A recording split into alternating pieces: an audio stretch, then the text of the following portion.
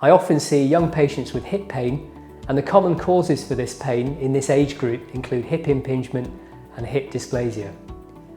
And these are conditions that we initially manage with non-operative treatment, including physiotherapy. However, if that fails, surgical treatment may be indicated. Hip impingement is the abnormal contact which occurs between the femur, also known as the thigh bone, and the socket.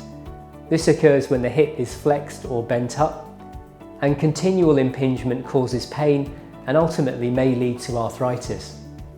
If encountered early, patients may be treated with keyhole surgery to the hip, also known as hip arthroscopy.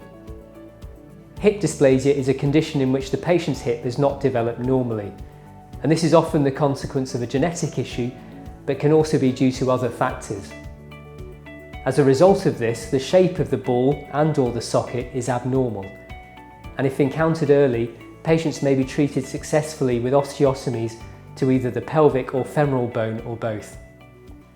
If you have any issues with your hip and would like to know what treatments are available to you, then please get in touch with us here at Coriel Orthopaedic Group.